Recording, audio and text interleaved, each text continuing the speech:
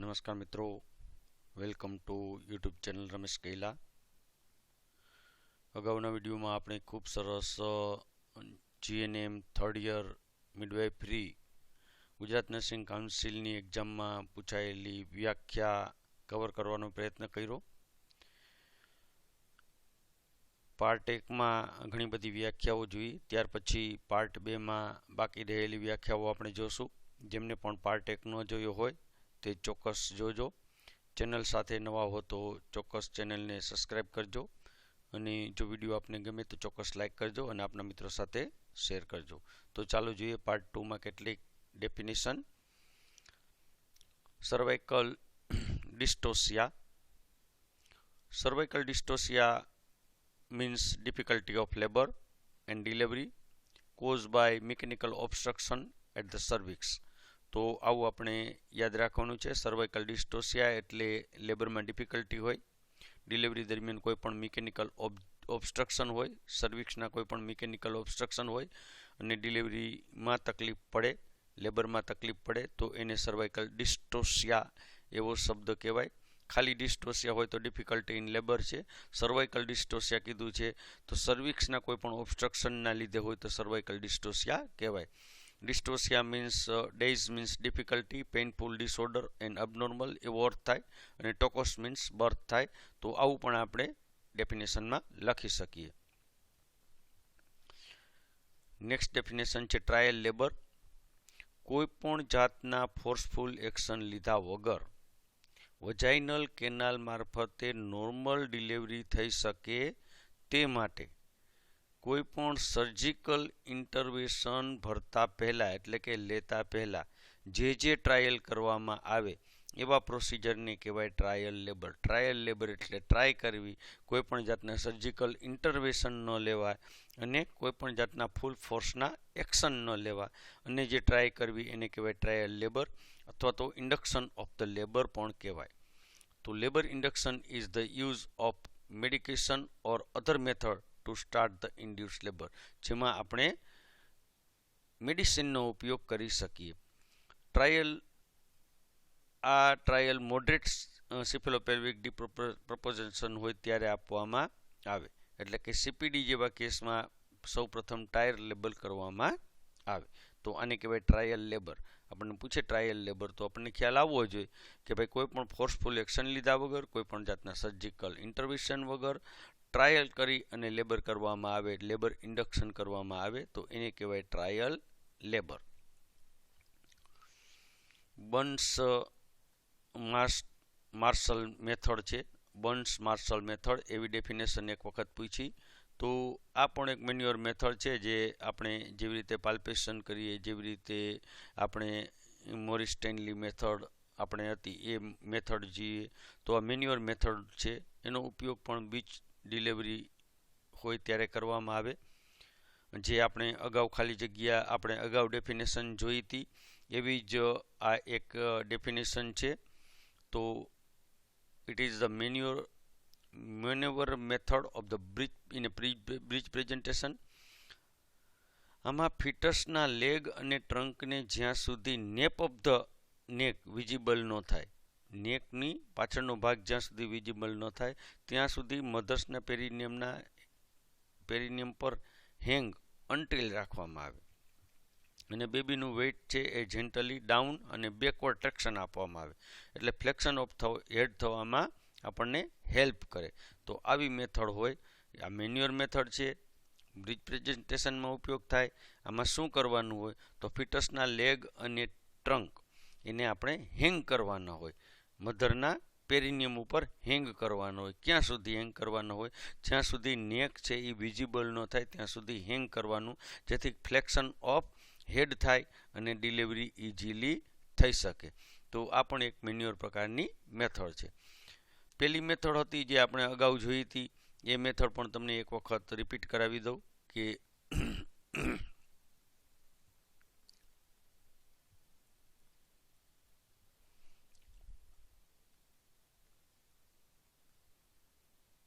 એ method હતી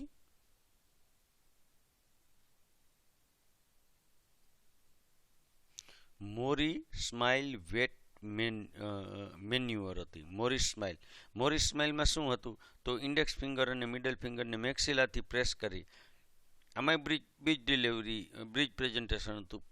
પહેલી મેથડમાં પણ બર્ન્સ માર્શલમાં પણ બ્રિજ પ્રેઝન્ટેશન છે, બંનેમાં બ્રિજ છે.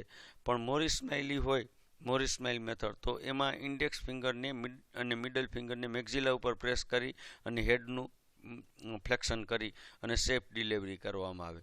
મોરિસ સ્માઇલ યાદ રાખજો, મેક્સિલા ઉપર પ્રેસ કરી અને હેડનું ફ્લેક્શન કરવામાં આવે. જ્યારે આપણે વાત કરતા હતા બર્ન્સ માર્શલ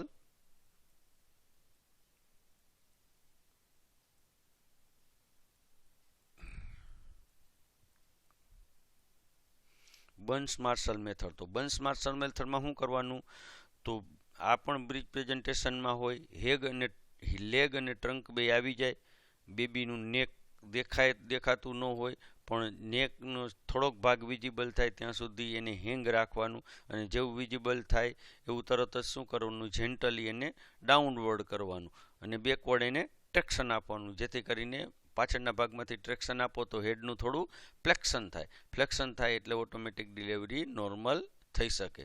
તો આને કહેવાય બર્ન્સ માર્શલ મેથડ. બંને મેથડ આપણે યાદ રાખવાની, જેથી કરીને કોઈ પણ મેથડ પૂછાય તો આપણને ખબર પડે. વેસિક્યુલર મોલ, ઘણી વખત વેસિક્યુલર મોલ, હાઇડેટિડી ફોર્મ મોલ આવું પૂછાતું હોય તો આપણે બંનેની વ્યાખ્યા એક જ આવે. A molar pregnancy also known as a hydatidiform mole. It is rare complication of the pregnancy characterized by the abnormal growth of trophoblast. Trophoblastic સેલ્સનું અબનોર્મલ ગ્રોથ થાય, જેના હિસાબે પ્લેસન્ટા ખૂબ જ મોટી દેખાય, તો એને કહેવાય વેસિક્યુલર મોલ. બરાબર, અથવા તો હાઇડેટિડિફોર્મ મોલ કહેવાય. બરાબર, આમાં પ્રેગ્નન્સી કેવી હોય તો પ્રેગ્નન્સી 12 અઠવાડિયાની પ્રેગ્નન્સી છે એ 20 અઠવાડિયા જેવી દેખાય, અને દ્રાક્ષના ઝુમખા જેવો માસ તૈયાર થાય, ગ્રેપ્સ માસ તૈયાર થાય, અને એ માસ છે એ આખો ટ્યુમર જેવો બની જાય, તો એને કહેવાય વેસિક્યુલર મોલ. આમાં જે પ્લાસન્ટાના કોરિયોનિક વિલાયના એપિથેલિયલ છે એનું ડીજનરેશન થવાના લીધે ઘણી વખત થતું હોય. સિમ્પલ ટ્યુમર હોઈ શકે, અને ઘણી વખત વેસિક્યુલર મોલ છે એ મેલિગ્નન્ટ પણ હોઈ શકે. તો વેસિક્યુલર મોલ યાદ રાખવાનું છે. અવારનવાર પૂછાતી વ્યાખ્યા છે. વેસિક્યુલર મોલને હાઇડેટિડિફોર્મ પણ કહેવામાં આવે છે. આ રેર કોમ્પ્લિકેશન છે. અબનોર્મલ ગ્રોથ ઓફ પ્લાસન્ટા છે. ટ્રોફોબ્લાસ્ટિક સેલનું અબનોર્મલ ગ્રોથ થાય. બરાબર, પ્લાસન્ટા છે એ ખૂબ જ મોટી થઈ જાય, દ્રાક્ષના ઝુમખા જેવી થઈ જાય, કોરિયોનિક વિલાય અને એપિથેલિયમનું ડીજનરેશન થાય. 12 અઠવાડિયાની પ્રેગ્નન્સી છે એ 20 અઠવાડિયા જેવી દેખાય. ટૂંકમાં ગ્રોથ એકદમ ઝડપથી દેખાય. ઘણી વખત આ મોલ છે એ ટ્યુમરમાં રૂપાંતર થાય, અને ટ્યુમર છે એ મેલિગ્નન્ટ પણ હોઈ શકે અને સિમ્પલ પણ હોઈ શકે. તો આ છે vesicular mole. Teenage pregnancy. When a woman get the pregnancy under 20 year age, તેને ટીન એજ અથવા તો યંગ એડોલેસન્ટ પ્રેગ્નન્સી કહેવાય. તો એકદમ ઇઝી છે. ટીનેજ છે તો 20 યરથી ઓછી, 20 યર કે 20 યરથી ઓછી ઉંમર હોય અને પ્રેગ્નન્સી જોવા મળે તો ટીનેજ પ્રેગ્નન્સી કહેવાય. એડોલેસન્ટ પ્રેગ્નન્સી પણ કહેવાય. આ પ્રેગ્નન્સી એ ફિમેલ એડોલેસન્ટ અથવા તો યંગ એડલ્ટ જેની ઉંમર 20 વર્ષની અંડરની હોય તેવી ફિમેલમાં જોવા મળે. આ પ્રેગ્નન્સીના કોમ્પ્લિકેશન રૂપે શું થાય તો મોટા ભાગે ડેથ જોવા મળે. Post maturity. ઈડીડી હોય એના પછીના 2 વીક પછી પણ પ્રેગ્નન્સી કન્ટિન્યુ રહે તો પોસ્ટ મેચ્યુરિટી કહેવાય. પોસ્ટર્મ આપણે કહીએ, પોસ્ટર્મ, તો એને કહેવાય પોસ્ટર્મ અથવા તો પોસ્ટ મેચ્યોરિટી. જે ઈડીડી એક્સપેક્ટેડ ડેટ ઓફ ડિલિવરી હોય, એસ્ટિમેટેડ ડેટ ઓફ ડિલિવરી હોય, એના પછી પણ 2 વીક સુધી પ્રેગ્નન્સી કન્ટિન્યુ રહે તો પોસ્ટ મેચ્યુરિટી અથવા તો પોસ્ટર્મ પ્રેગ્નન્સી કહેવાય. પોસ્ટ ડેટેડ પ્રેગ્નન્સી પણ કહેવાય. ઇન્સિડન્સ રેટ કેટલો હોય એનો તો 4 થી 14% ઇન્સિડન્સ રેટ હોય. તો પોસ્ટ મેચ્યોરિટી પણ આવડી જાય. મેનોપોઝ એકદમ easy. Menopause is the point when no longer have menstruation period. તો આ એક કુદરતી છે, એક એવો સમયગાળો છે જેમાં ઓવરીમાંથી ઓવમ છે રિલીઝ થતું બંધ થઈ જાય, અને એની સાથે સાથે ઇસ્ટ્રોજનનું પ્રોડક્શન પણ બંધ થઈ જાય. મોટાભાગે ક્યારે જોવા મળે તો 45 થી 50 વર્ષની ઉંમરમાં ઓટોમેટિકલી મેન્સ્ટ્રુએશન સાયકલ બંધ થઈ જાય, તો એને કહેવાય મેનોપોઝ. પર્પ્યુરલ પાયરેક્સિયા. તો નામ એવી જ ડેફિનેશન છે. પરપ્યુરલ એટલે પરપ્યુરલ પીરિયડ, પાયરેક્સિયા એટલે ફીવર. તો પરપ્યુરલ પીરિયડ દરમિયાન કોઈપણ પ્રકારનું ઇન્ફેક્શન લાગે અને બોડી ટેમ્પરેચર છે એ 100 ફેરનહીટ અથવા તો 38 સેન્ટીગ્રેડથી પણ વધારે જોવા મળે તો એને કહેવાય પરપ્યુરલ પાયરેક્સિયા. ડિલિવરીના 24 કલાકથી શરૂ કરી અને 10 દિવસની અંદર મોટાભાગે પરપ્યુરલ પાયરેક્સિયા જોવા મળે.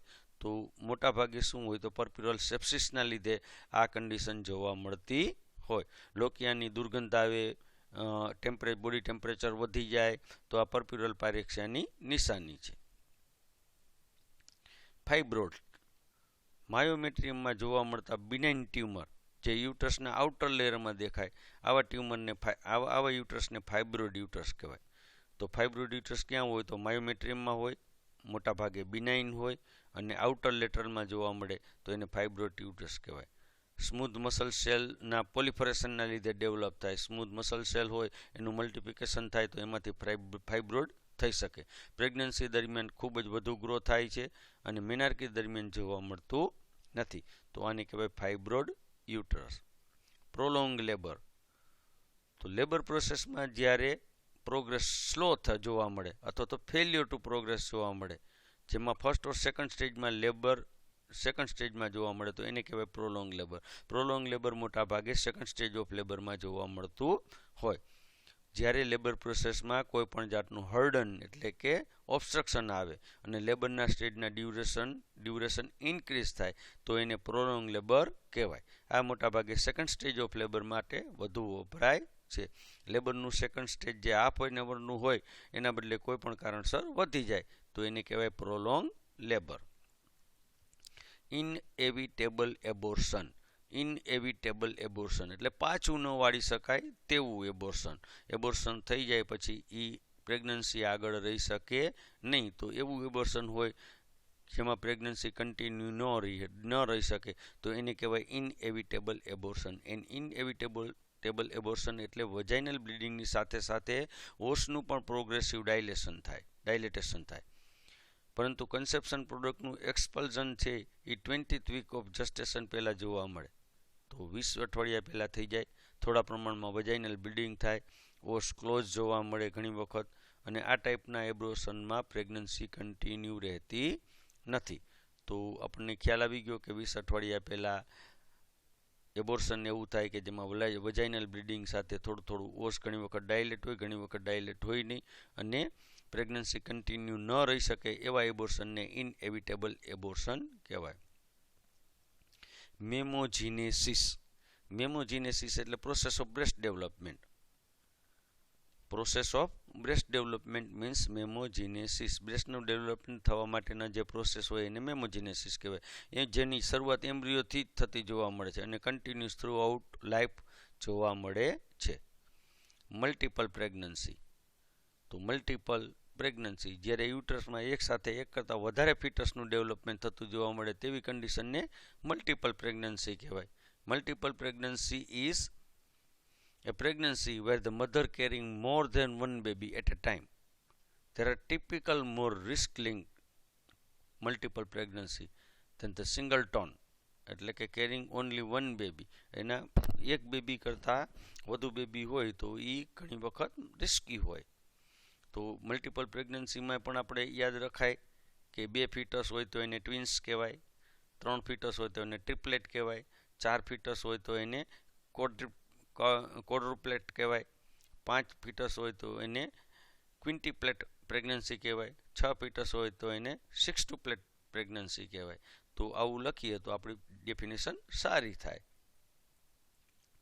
બેરિંગ ડાઉન એફર્ટ તો સેકન્ડ સ્ટેજ ઓફ લેબર જ્યારે સ્ટાર્ટ થાય ત્યારે સર્વિક્સનું 10 સેન્ટીમીટર જેટલું ડાયલેટેશન થાય.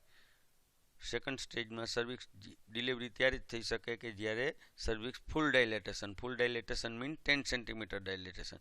આવી વખતે જ્યાં સુધી બેબી વજાઇના તરફ મૂવિંગ ફિનિશ ન કરે એટલે કે કમ્પ્લીટ છે એ હેડ છે એ ડિસેન્ટ ન થાય, બેબી બોર્ન ન થાય ત્યાં સુધી ટાઈમ દરમિયાન મધરને પુશ ઓર બેર ડાઉન કરવા માટે હેલ્પ કરવી જેથી કરીને બેબી બર્થ કેનાલમાંથી બહાર આવી શકે અને આ કમ્પ્લીટ જે પ્રોસેસ હોય એને કહેવાય બેરિંગ ડાઉન એફર્ટ.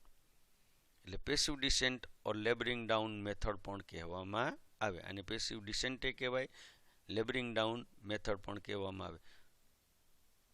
સેકન્ડ સ્ટેજમાં સર્વિક્સનું ડાયલેટેશન 10 સેન્ટીમીટર થઈ જાય અને બેબી જ્યાં સુધી ટોટલી મૂવિંગ ન થાય, એટલે કે હેડ છે એ પૂરેપૂરું ડિસેન્ટ ન થઈ ગયું હોય, બરાબર, હેડ પૂરેપૂરું ડિસેન્ટ ન થઈ ગયું હોય ત્યાં સુધી એ સમય દરમિયાન મધર જે કોન્ટ્રાક્શન આવે એવી વખતે પુશ અને બેર ડાઉન કરે, બેબી નીચે લાવવાનો પ્રયત્ન કરે, તો એવી જે પ્રોસેસ હોય એને કહેવાય બેરિંગ ડાઉન એફર્ટ.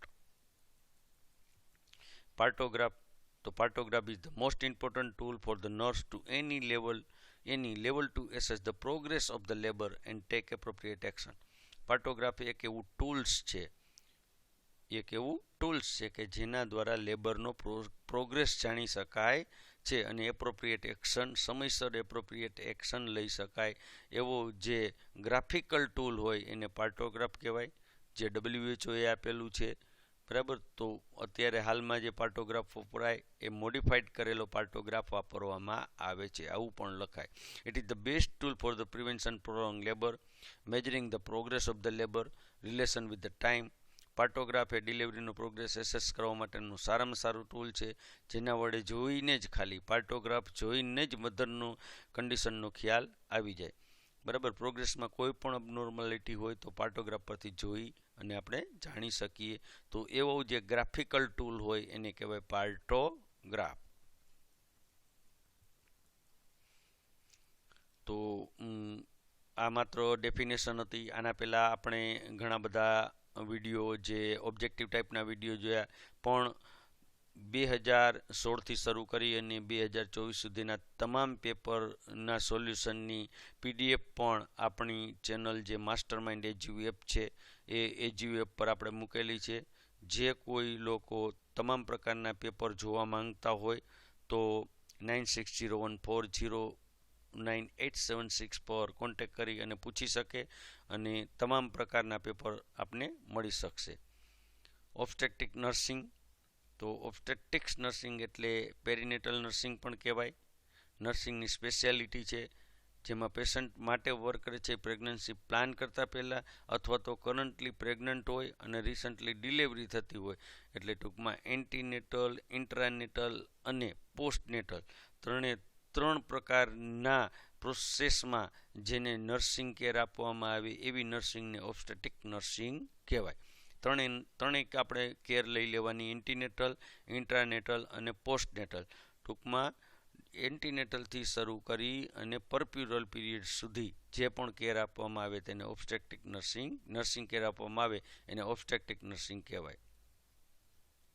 અનસ્ટેબલ લાઈ છે પણ અનસ્ટેબલ છે. અનસ્ટેબલ લાઈ એટલે કે જેમાં ફિટસની પોઝિશન કન્ટિન્યુઅસ ચેન્જ થતી હોય, તે 37 વીકના પણ લોન્જિટ્યુડાઇનલ લાઈ મેન્ટેન કરી શકતું ન હોય અને સાથે સાથે સિફેલિક પ્રેઝન્ટેશન પણ મેન્ટેન કરી શકતું ન હોય, તો આવી વખતે નોર્મલ વજાઇનલ ડિલિવરી થવાની પોસિબિલિટી રિડ્યુસ થઈ જાય. એને અનસ્ટેબલ, જેની લાઈ સ્ટેબલ ન હોય એ લાઈને અનસ્ટેબલ. ખરેખર લાઈ કેવી હોવી જોઈએ? લોન્જિટ્યુડાઇનલ લાઈ હોવી જોઈએ અને હેડ છે એ પેલ્વિક બ્રીમમાં હોવું જોઈએ, એટલે કે વર્ટેક્સ પ્રેઝન્ટેશન હોવું જોઈએ.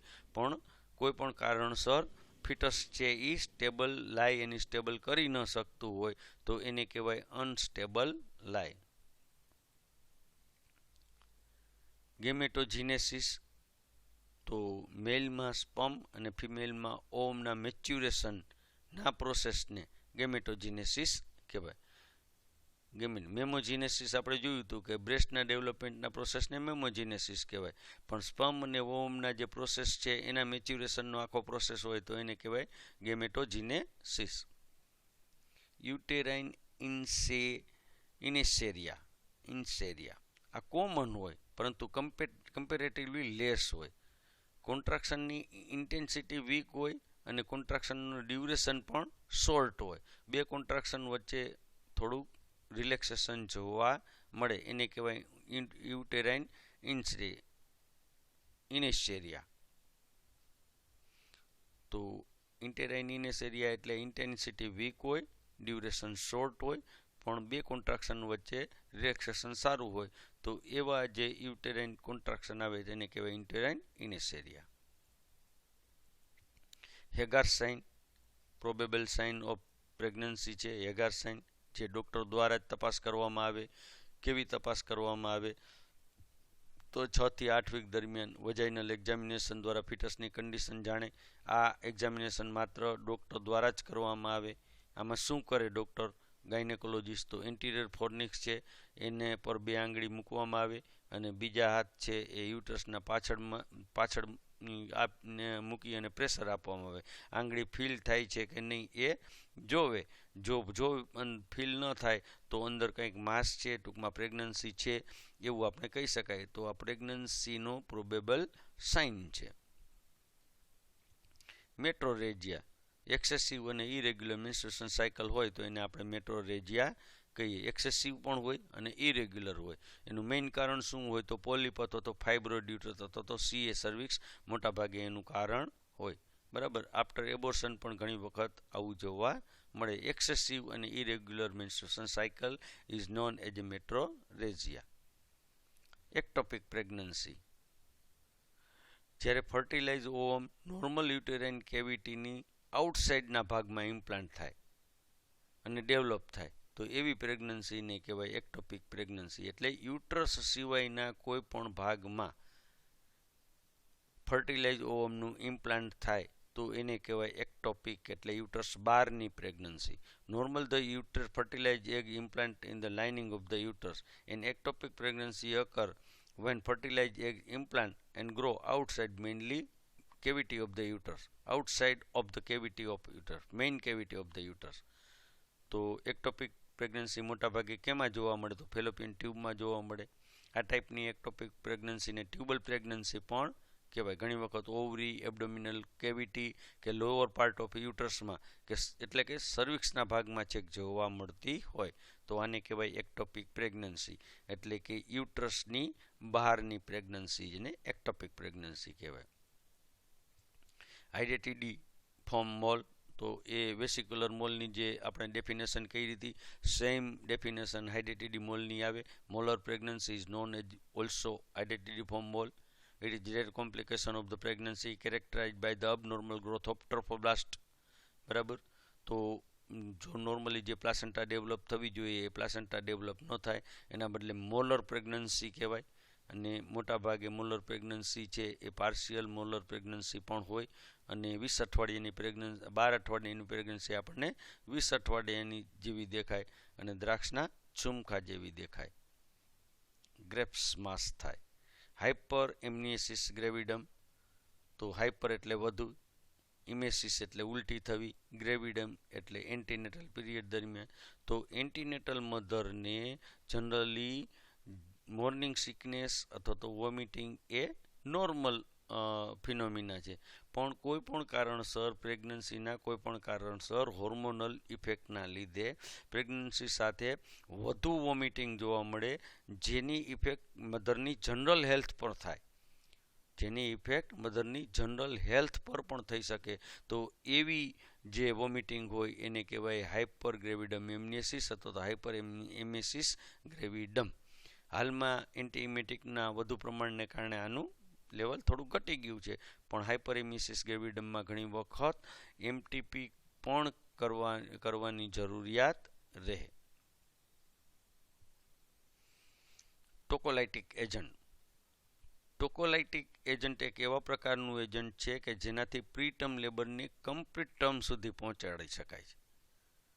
તો લેબર પ્રોસેસ ડિલે કરવામાં યુઝ થતી ડ્રગ્સનો સમાવેશ જે લેબર પ્રોસેસ ડિલે કરવા માટેની ડ્રગ્સ એજન્ટને ટોકોલાઇટિક એજન્ટ કહેવાય. યુટરસ મસલ્સ જે સ્મૂધ યુટરસ મસલ્સ હોય એના કોન્ટ્રાક્શનને ડિક્રીઝ કરે અને લેબરને છે તો છેક 37 અઠવાડિયા સુધી પહોંચાડે એવા જે ડ્રગ એજન્ટ હોય તો એને ટોકોલાઇટિક કહેવાય. આ શોર્ટ ટર્મ ટ્રીટમેન્ટ તરીકે આનો યુઝ કરી શકાય છે તો ટોકોલાઇટિક એજન્ટ કહેવાય. પ્રિસિપિટેટેડ લેબર આપણે જોઈ લીધું અગાઉ પણ કે જ્યારે સર્વિક્સનું ડાયલેટેશન એ ખૂબ ઝડપથી થાય 5 સેન્ટીમીટર પર મોર ફટાફટ થાય અને 3 કલાકમાં જ ડિલિવરી થઈ જાય તો એવી કન્ડિશન, એટલે ઝડપથી ટૂંકમાં લેબર થાય એવી કન્ડિશનને પ્રેસિપિટેડ લેબર કહેવાય. પ્રેસિપિટેડ લેબરને રેપિડ લેબર પણ કહેવામાં આવે, ક્વિક લેબર પણ કહેવામાં આવે, શોર્ટ લેબર પણ કહેવામાં આવે. ઇરેગ્યુલર કોન્ટ્રાક્શનથી સ્ટાર્ટ થાય અને બેબીનું બોર્ન વિધિન 3 અવર્સમાં થઈ જાય તો એને કહેવાય પ્રેસિપિટેડ labour. Genetic counseling. So genetic counseling helps us to understand how gene, birth defect, medical condition run in a family and how they affect the family health and baby. Genetic counseling ખૂબ જ અગત્યની વસ્તુ છે. Genetic counselling એટલે બેબીનું birth planning કરતી વખતે પણ આપણે જે ફેમિલીને અથવા તો મેન અને વુમનને બંનેનું જે કાઉન્સેલિંગ કરી અને જેનેટિક કાઉન્સેલિંગ કહેવાય. એ દરેક સ્ટેજે ખૂબ જ અગત્યનું છે. હેરિડેટરી અને જીન્સના સ્ટ્રક્ચર સાથે સંકળાયેલા સાયન્સને જીનેટિક સાયન્સ કહેવાય અને જીનેટિક સાયન્સ અંગેનું જે કાઉન્સેલિંગ કરવામાં આવે એને કહેવાય genetic counselling. Episiotomy it is incision through area between vaginal opening and anus. આપણને ખ્યાલ જ છે કે ફોર્ચિટ એપિઝિયોટોમી મૂકવા માટેની આદર્શ જગ્યા, આઈડિયલ જે પ્લેસ છે એ ફોર્ચિટ છે. તો ફોર્ચિટ વચ્ચે જે ઇન્સિઝન મૂકવામાં આવે એને કહેવાય એપિઝિયોટોમી. શું કામ મૂકવામાં આવે આપણને ખબર, પેરિનિયોટોમી પણ કહેવાય. કેવું કહેવાય? એપિઝિયોટોમીને પેરિનિયોટોમી પણ કહેવાય. પેરિનિયોટોમી પણ કહેવાય. પ્રોસિજર ડન મેક પર vaginal opening larger for the child birth. તો બેબીનો બર્થ થાય એના માટે એપિઝિયોટોમી મૂકવામાં આવે. પ્રોલોંગ લેબર થતું અટકે એના માટે એપિઝિયોટોમી મૂકવામાં આવે. પછી ટેર થતું અટકાવવા માટે પણ એપિઝિયોટોમી મૂકવામાં આવે. મોસ્ટલી પ્રાઇમી પારા મધરમાં એપિઝિયોટોમી મૂકી શકાય છે. તો મિત્રો, આવા જ વિડીયો અને તમામ પ્રકારની PDF માટે અગાઉ જેમ આપણે કીધું કે માસ્ટરમાઇન્ડ એજ્યુ એપને આજે જ ડાઉનલોડ કરો અને તમામ પેપરના સોલ્યુશન એકસાથે સરસ મજાના પ્રશ્નોના જવાબ લખેલ છે અને જે પરીક્ષા માટે ખૂબ જ ઉપયોગી છે એવા તમામ જવાબો એમાં આપણે આવરી લીધા છે. તો એમના માટે તમે 9601409876 પર કોન્ટેક્ટ કરી અને પૂછી શકો છો. લાઇટનિંગ કોને કહેવાય?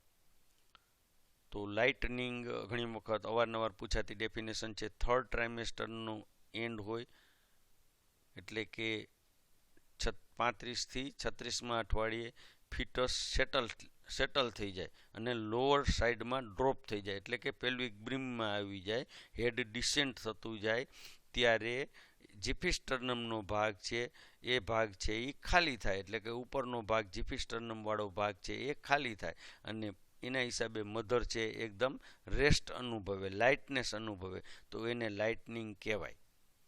તો ડ્રોપિંગ કહેવાય અથવા તો લાઇટનિંગ કહેવાય. ડ્રોપિંગ યુઝ્યુઅલી 2 થી 4 વીક બિફોર ડિલિવરી જોવા મળે. 2 થી 4 અઠવાડિયા પહેલાં ડ્રોપિંગ થાય અને એ વખતે ઘણી અર્લિયર પણ ઘણી વખત જોવા મળે. હેડ ડિસેન્ટ થાય એના ઉપર એનો આધાર રહે. ફોટોથેરાપી. તો phototherapy means it is usually light waves to treat certain skin disorder. અહીંયા આપણે phototherapy use for the physiological jaundice માટે યુવી લાઇટ વડે બાળકને, બરાબર, બેબીને હાઇપોથર્મિયાથી બચાવવાની સાથે સાથે કોન્જ્યુગેટેડ બિલિરુબિનનું પ્રમાણ પણ ઘટાડવા માટે જે લાઇટ આપવામાં આવે, જે અલ્ટ્રાવાયોલેટ રેઝ આપવામાં આવે એને કહેવાય ફોટોથેરાપી. બરાબર. તો ફોટોથેરાપી કોને શોધી? તો ક્રેમર નામના સાયન્ટિસ્ટે એવું તારણ કાઢ્યું કે જોન્ડિસમાં બેબીની જે યલો પિગમેન્ટેશન છે અથવા તો સીરમ બિલિરુબિનનું પ્રમાણ ઘટાડવા માટે સનલાઇટ અને ફોટોથેરાપી ખૂબ જ ઉપયોગી અને એકદમ ઇફેક્ટિવ ટ્રીટમેન્ટ છે, તો એને કહેવાય ફોટોથેરાપી. સિફેલોહિમેટોમા. તો સ્કલના પોસ્ટિરિયર પેરીઓસ્ટિયમ અને સ્કલબોન વચ્ચે જે બ્લડનું કલેક્શન થાય તો એને સિફેલોહિમેટોમા કહેવાય. તો પેરીઓસ્ટિયમ અને સ્કલબોનની વચ્ચે જે બ્લડ કલેક્શન થાય તો એને કહેવાય સિફેલોહિમેટોમા. હિમેટોમા લેબરના પ્રોસેસ દરમિયાન ફિટલ સ્કલમાં ઘણી વખત પ્રેશર આવવાથી, ઘણી વખત ફ્રિક્શન આવવાથી જે સ્મોલ બ્લડ વેસલ્સ હોય એ સ્મોલ બ્લડ વેસલ્સ છે એ રપ્ચર થવાના હિસાબે સિફેલોહિમેટોમા થાય. ફોર્સેપ ડિલિવરીમાં સિફેલોહિમેટોમા એ કોમન છે. એન્ટીપાર્ટમ હેમરેજ તો પ્રેગ્નન્સીના 22 થી 24 વીક બાદ બેબીના બર્થ પહેલાં જેનાઇટલ ઓર્ગનમાંથી જે બ્લીડિંગ થાય જેનું એમાઉન્ટ 500 ml કરતાં વધારે હોય તો એને કહેવાય એન્ટીપાર્ટમ હેમરેજ. મોટાભાગે 3 થી 5% કેસમાં એન્ટીપાર્ટમ હેમરેજ જોવા મળે. પ્રાઇમીપારા કરતાં મલ્ટીપારામાં એનું પ્રમાણ વધારે હોય. વેસિકોવજાઇનલ ફિસ્યુલા, વેસિકો એટલે બ્લાડર, વજાઇના એટલે વજાઇના, ફિસ્યુલા એટલે વચ્ચે ગટર હોવી, વચ્ચે ફિસ્યુલા હોવું. તો વેસિકો એટલે વજાઇના અને બ્લાડરની વચ્ચે આવેલા ફિસ્યુલાને વેસિકોવજાઇનલ ફિસ્યુલા કહેવાય, જે મોટાભાગે એપિઝિયોટોમી આપતી વખતે થઈ શકે. Fertilisation means union of the two હેલ્પોઇડ ગેમેટ એટલે કે ઓવમ અને સ્પર્મ. સ્પર્મેટોજુઆ અને ઓસાઇટ એટલે કે ઓવમ બંને એકબીજા સાથે જોડાય તો એને કહેવાય ફર્ટિલાઇઝેશન. ફર્ટિલાઇઝેશનના પ્રોસેસમાં પહેલાં શું થાય તો હંમેશા પહેલાં કન્સેપ્શન થાય. કન્સેપ્શન થયા પછી જે ઓવમની ટેલ હોય, પૂંછડી હોય, ખરી જાય તો એને ફ્યુઝન કહેવાય.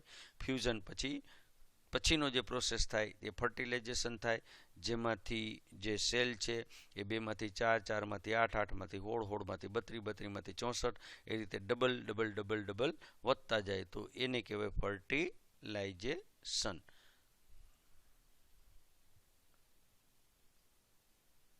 ફર્ટિલાઇઝેશન એ ફેલોપિયન ટ્યુબના ઇમ્પ્યુલાના ભાગમાં થતું હોય છે.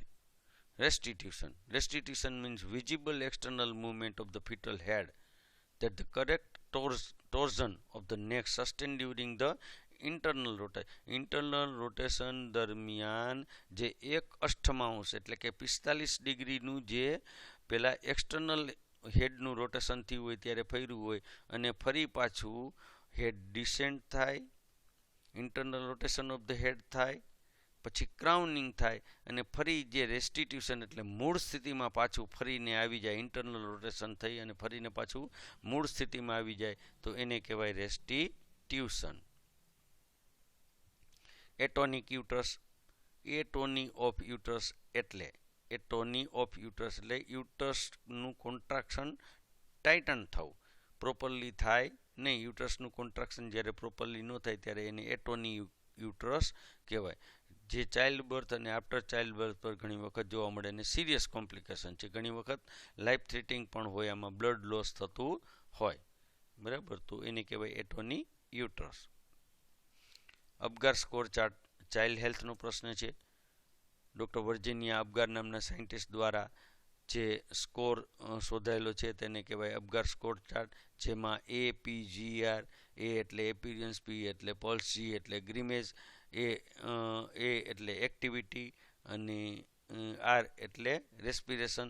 તો બધું જ જેમાં એકસાથે જન્મ પછી તરત જ આપણને 2-5 મિનિટની અંદર જે આપણે બાળકની સ્થિતિ જાણવા માટેનો જે સ્કોર ચાર્ટ છે એને કહેવાય અપગાર સ્કોર ચાર્ટ, જે મોટા ભાગે 8 થી 10 છે એ નોર્મલ ગણાય, 4 થી 7 છે એમાં આપણે